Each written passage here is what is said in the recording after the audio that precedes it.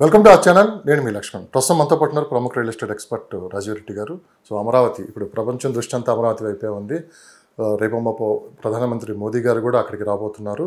So ఒక పెద్ద announcement అయితే చేయబోతున్నారని చెప్పి కూడా అందరూ చాలా వెయిట్ చేస్తున్నారు. అసలు అమరావతిలో ఏం జరుగుతుంది, గ్రౌండ్ లెవెల్ రిపోర్ట్ ఈరోజు మనతో పాటు పంచుకోవడానికి రాజీవ్ రెడ్డి గారు ఉన్నారు. ఆయనతో నమస్తే. నమస్తే.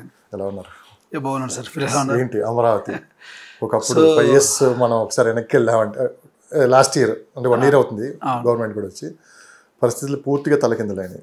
మళ్ళీ ప్రపంచ దృష్టిని ఆకర్షిస్తుంది. సో ఈరోజు పొలిటికల్గా కూడా తీసుకున్నామంటే చాలా స్ట్రాంగ్గా ఉన్నారు ఇక్కడ కూటమి ప్రభుత్వం. ఎందుకంటే ఈరోజు చంద్రబాబు నాయుడు గారు అడిగితే సెంట్రల్ గవర్నమెంట్ ఏదైనా ఇవ్వడానికి రెడీగా ఉంది. సో అన్ని పాజిటివ్ వైబ్సే కనపడుతున్నాయి.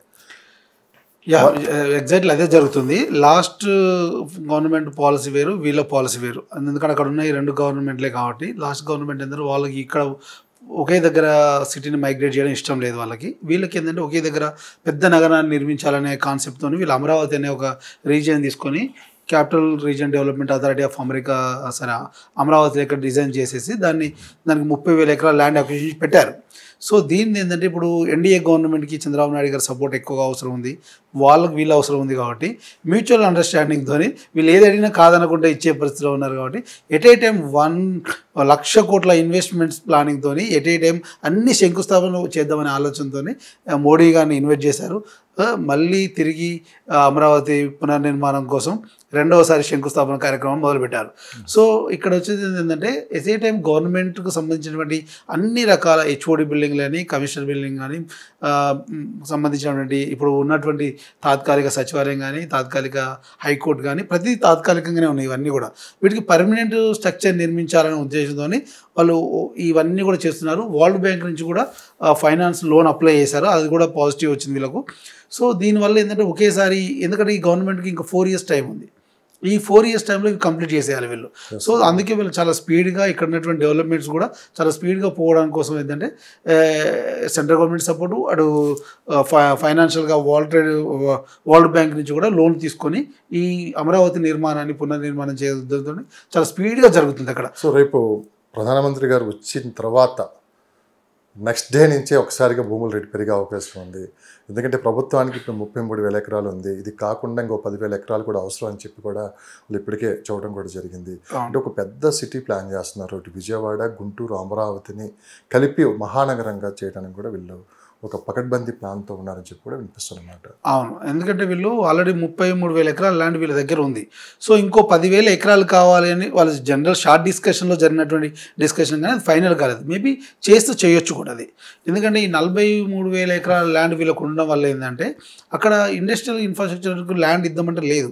ఈ 33,000 ఎకరాలకి వెళ్ళి కొంత పార్సల్ ఆఫ్ ల్యాండ్ వాళ్ళకి ఇవ్వాలి, కొంత ఎస్సీజెడ్లకి ఇవ్వాలి. సో లాస్ట్ వాళ్ళు డిసైడ్ చేసింది ఏంటంటే కొంత గవర్నమెంట్ కార్యక్రమాలు వాడుకొని రిమైనింగ్ అంతా కూడా డెవలప్మెంట్ యాక్టివిటీస్కి ఇద్దాం, మనం కొంత ఇండస్ట్రీకి ఇద్దాం, కొంత ఐటీకి ఇద్దాం, కొంత మ్యానుఫ్యాక్చరింగ్కి ఇద్దాం, ఇట్లా డిఫరెంట్ సెగ్మెంట్ వైజ్గా డివైడ్ చేశారు.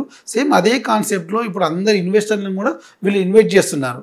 సో ల్యాండ్ అవైలబిలిటీ ఉంది, వాటర్ కనెక్టివిటీ ఉంది, పవర్ కనెక్టివిటీ ఉంది, రోడ్ ట్రాన్స్పోర్టేషన్, పక్కన airport connectivity, Gannavaram international airport connectivity. So దానివల్ల ఏంటంటే ఈ పర్టికులర్ లొకేషన్లో అన్నీ ఒకే దగ్గర స్ట్రీమ్లైజ్ చేసి పెట్టేసి డెవలప్మెంట్ చేద్దామనే ఆలోచనతో మోడీ గారిని కూడా రేపు ఇన్వైట్ చేయడం జరుగుతుంది. ఒకేసారి అన్ని రకాల బిల్డింగ్లకు ఒకేసారి 1,00,000 కోట్ల ఇన్వెస్ట్మెంట్స్కి 1,00,000 కోట్ల అనుమతులకు అన్నిటికీ కలిపి ఒకే శంకుస్థాపన చేస్తున్నారు వాళ్ళు. సో బిగ్ అనౌన్స్మెంట్ కూడా ఉంది. అంటే గతంలో చట్టం చేయలేకపోయాము, ఈసారి అమరావతి మీద శాశ్వత అమరావతి రాజధానిగా ఉండబోతుందని చెప్పి పార్లమెంట్లో చట్టం కూడా తీసుకుని రాబోతుందని చెప్పి కూడా ఇంకా భవిష్యత్తులో ఎవరు అమరావతిని టచ్ చేయడానికి కూడా వీలు లేకుండా ఒక చట్టాన్ని తెస్తానని చెప్పి కూడా చూడడం జరిగింది. ఇది కూడా మనకి ఛాన్స్ కదా, 100% అది ఈసారి జరగబోతుందని చెప్తున్నారు. సో ఇది కూడా కాస్త కాన్ఫిడెన్స్ పెరిగింది అందరిలో, ఈసారి భయం లేకుండా ఇన్వెస్ట్ చేయొచ్చు అని చెప్పి కూడా అనిపిస్తుంది. అంటే గత 10 ఏళ్ళ నుంచి ఏది అప్పుడు ఉమ్మడి క్యాపిటల్ ఉంది కదా హైదరాబాద్, మనకి ఇప్పుడు ఆయన తొలగిపోయాయి, అయిపోయిన 10 సంవత్సరాలు అన్నారు, 10 సంవత్సరాలు అయిపోయినది. ఇప్పుడు ఇంకా పూర్తిగా కార్యకలాపాలన్నీ ఇక్కడి నుంచి జరుగుతాయి కాబట్టి దీని మీద ఒక చట్టం చేస్తా ఉన్నారు. అవును. సో ఆంధ్రప్రదేశ్కి ఏమైందంటే సరైన క్యాపిటల్ ఎక్కడ అనేది ఒకటి లేకుండా అయిపోయింది, సరైన స్ట్రక్చర్ నిర్మించుకోలేపారు ఈ 10 ఏళ్లలో. ఈ 10 ఏళ్లలో ఏదైతే మిస్ అయ్యారో అది ఇప్పుడు అమరావతిలో ఇప్పుడు చేద్దామనే ఉద్దేశంతో, ఇంకోటి గవర్నమెంట్కి టైం ఎక్కువగా ఉంది, సెంట్రల్ గవర్నమెంట్ సపోర్ట్ ఎక్కువగా ఉంది. సో లాస్ట్ ఎప్పుడైతే 14 to 19 గవర్నమెంట్ ఉన్నప్పుడు మన సెంట్రల్ గవర్నమెంట్ పెద్దగా సపోర్ట్ చేయలేదు వీళ్ళకి, లేకపోతే అప్పుడే డెవలప్మెంట్ జరగాల్సి ఉండే. సో ఈసారి ఆ అవకాశం లేదు. ఎక్కువగా సపోర్ట్ సెంట్రల్ గవర్నమెంట్ నుంచి వస్తుంది, సేమ్ టైం వాళ్ళ నుంచి బయట నుంచి ఇన్వెస్టర్స్ వస్తున్నారు, 5G ఫైనాన్స్ తెచ్చుకుంటున్నారు. ఈసారి 4 years స్పాన్ ఆఫ్ టైం ఉంది కాబట్టి ఈసారి డెవలప్మెంట్ స్పీడ్గా జరిగే అవకాశం ఎక్కువ ఉంది. ఆల్రెడీ ఔటర్ రింగ్ రోడ్ ఒకటి ప్లాన్ చేశారు ఇక్కడ.